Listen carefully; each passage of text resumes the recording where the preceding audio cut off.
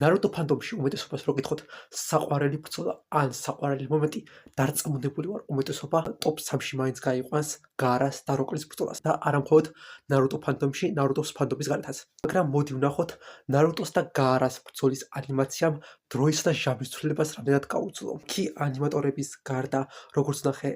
სტორიბორდ არტისტის და რეჟისორიც იყო ტოშიუკი სურუ და ასევე ანიმაციის რეჟისორი ანიმეიშენ დირექტორი იყო ჰიროფუმი სუზუკი და აქვე უნდა აღვნიშნო ანიმატორი ვინც არის ამ სერიალზე ერთ-ერთი არის ნორი მაცუმოტო ყველასთვის საყვარელი ნარუტოს ანიმატორი რომელსაც ნამუშევარი აქვს სერიალებზე როგორიცაა პირველი ბრძოლა ნარუტოს და სასკესი ასევე ნარუტო ჰეინის ბრძოლა და სასკეს და ოროჩიმაროს ბრძოლა და ასევე თუ ტერმინებიდან გამომდინარე ვერ მოხვდებით რაზე ვსაუბრობ და რას გულისხმობ შეგიძლიათ ამ ვიდეოს უყუროთ მაგაზე გაკეთებული მოგვიყვება და პირველი რაც შევამჩნი და აქამდე არასდროს არ დავკვირვებული ვარ როგორც ჩანს არა მხოლოდ ამ სერიაში სხვა სერიებშიც არის 3D ფონი გამოყენებული ანუ ერთი 3D მოდელი აქვს შექმნილი მთელი ოთახისთვის მთელი ანიმაცია ბრძოლისა მაგად არის გაკეთებული და როგორც მოხდა ტექსტურიდან გამომდინარე ანუ არა ექშენ სცენებშიც სოქია ფონებზე 3D მოდელი აქვს 3D მოდელზე აქვს ანუ ეს პერსონაჟები ჩასმულია დახატული ანუ ეს ჩვენების გამოცდის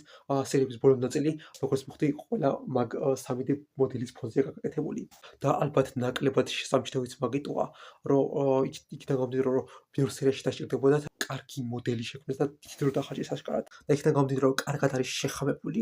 კომპოზიტინგი კინემატოგრაფების გამო 3D ფონი მოდელი და ასევე ანიმაციის მხრივაც ერთ და იგივე ფრეიმ რეიტში მოძრაობს და კარგად არის შეთავსებული არ არის შესამჩნევი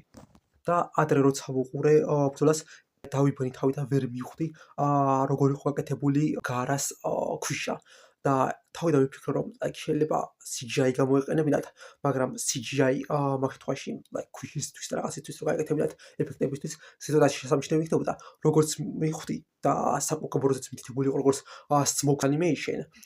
კვამლის ანიმაცია ან როგორც გაკეთებული ტიპიური ასე რო ქვია effects animation კვამლის სტილში კვამლივით და შემდეგ დადებულია ესეთება კომპოზიტინგი ან სპეციფიკები რომ ვიზუალურად ქვიშას ყავდეს მოკლედ ბრძოლა იწყება კარგი ქერექტორ ანიმეიშენით გაისენსეის რაც მოდის რამდენიმე წამიანი სცენა გაარას როცა დაბლოკას ცდილობს ქერექტორ ანიმეიშენ პერსონაჟის ანიმაცია და როცა გაარა ვარდება როკლის დარტყმის მერე მაგრამ დანარჩენ კადრებში ანუ ანიმაცია არის გადასვლის სცენებში და დარტყმის სცენებში არის ანიმაცია ძალიან მინიმალისტური და შეზღუდული მაგრამ ასე რომ კარგი სტორიბორდინგით რეჟისურით და იქიდან გამომდინარე რომ კადრების სწრაფად იცვლება შენიღბულია კარგად ეს ყველაფერი და ზედმეტი ანიმაციის გარეშე მაგალითად როგორც ალუსის სამურაიში იქნებოდა ანუ სწრაფად მოძრაობის ეფექტი შექმნილი ანუ გაკეთებულია მარტივად სწრაფი კადრების ცვლით. შემდეგი ორი სცენა გაარას და როკლისი ორივე შემთხვევაში კამერის მოძრაობა და პერსონაჟის 2D მოდელი და 3D ფონი კარგად შეთავსებული ერთი მეორესთან მოძრაობაში. აქ თუ დავაკვირდებით, ანუ დავასტოპოთ და კადრები დავაკვირდეთ, ანუ პერსონაჟის ანატომია დარღვეულია კადრებში, მაგრამ თითქოსი დიდად შესამჩნევი არაა. ასევე იმ ერთი სცენის გარდა სხვა სცენებში ანატომიური შეცდომებით არ არის დახატული, არ არის უზუსტობები და აქ მერე მოდის სადღაც 12-15 წამიანი სეკვენსი, კარგი არაჩვეულებრივი ექშენ სცენა, კარგი სტორიბორდინგით, სწრაფი კამერის ცვლილებით, რაკურსის და პერსონაჟი ანუ როკელი დახატული პერსპექტივაში უმეტეს სცენაში, ანუ ასევე კარგად შეთავსებული 2D ანიმაცია და 3D ფონი. ეს 18 წამიანი სეკვენსია, მაგრამ ძალიან ბევრი რაღაცა ხდება 3D ფონთან ერთად მოძრაობს 2D პერსონაჟი პერსპექტივაში, ასევე არის ბრძოლის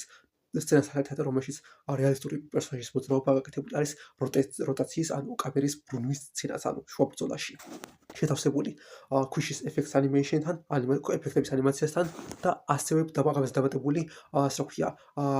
ასევე სტორიბორდინგის და რეჟისურის ხროვაც, ანუ სწრაფი კადრები და დინამიკური კადრები, კარგად განაწილებული კომპოზიციები თითოეულ კადრში, მარტივად რომ ვთქვათ. ეს ყველაფერი გაერთიანებული ერთ სადღაც 25 წამიან სეკვენსში. კი, ეს 3-4 მონაკვეთი, ასე რომ ქვია, პატარა მოკლე სეკვენსებია და ანუ მთელი 2-3 წუთი არ გრძელდება, როგორც სხვა ბევრი საკონკასტი ნახულმა, მაგრამ ტექნიკური თვალსაზრისით ძალიან კომპლექსურია, მოდი ასე ვიტყვი. და ბევრი რაღაცის გათვალისწინება და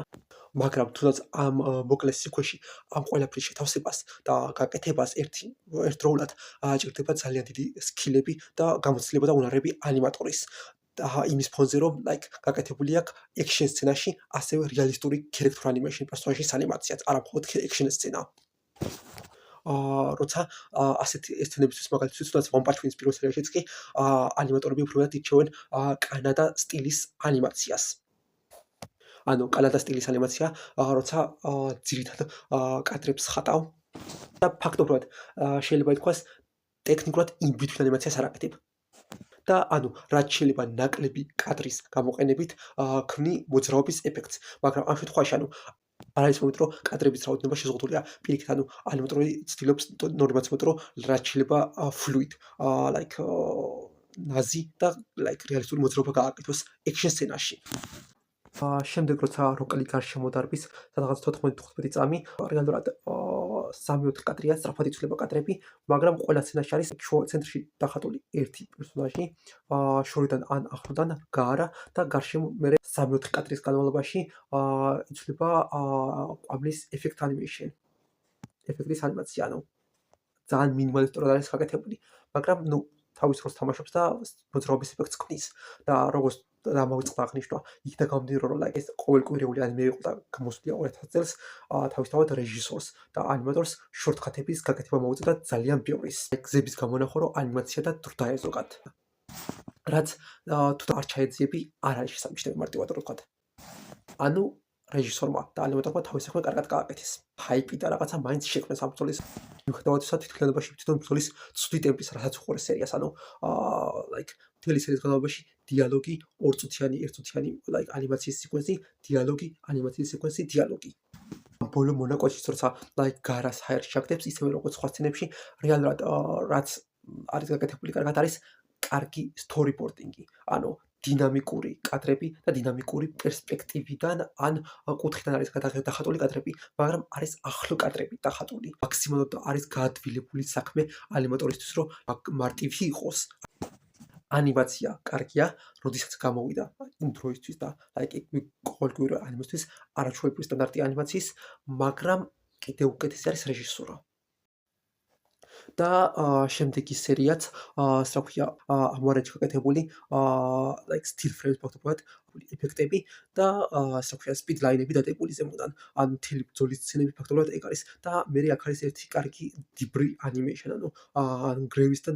დამსვლელობის ანიმაცია, მიწის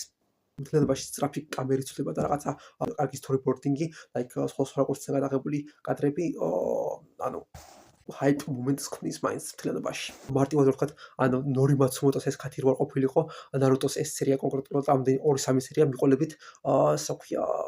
სტანდარტული ტიპიური ისეკაი ანიმეს დონეზე იქნებოდა დღეს რო გამოსულიყო, რომელსაც ერთი ნორი მაცუმოტოს ქათი კარგი ანიმაცია გადაარჩია, მოდი ასე ვთქვათ. იმას არ ვიცოდია მეთქი იმ დროინდელი სტანდარტების და ყველაფრის გათვალისწინებით, არაჩვეულებრივია, მაგრამ თავარი მუღამი რაც აქვს ანიმაციის და რაც იყო კარგი, იყო ნორი მაცუმოტოს ხათი და მარტივად რო ვთქვათ, ეგ ბრძოლა გადარჩენილია, ნორი მაცუმოტოს წარმოუდგენელი სკილების და უნარების და პროფესიონალიზმის და ასევე რეჟისორი, ვინც იყო მაგორ სერიაზე, დირექტორი და storyboard არტისტი, მაგათი გადარჩენილია მთელი ბრძოლა, რაც 20 წლის წინ გამოსული ყოველკვირეული ანიმესთვის ლოგიკურია. პლუს იმის გათვალისწინებით, რომ 20 წლის წინ გამოსული ანიმესთვის CGI შესამჩნევი არაა. კარგი შემჩნეველი კომპოზიტინგი აქვს ქვიშაზე.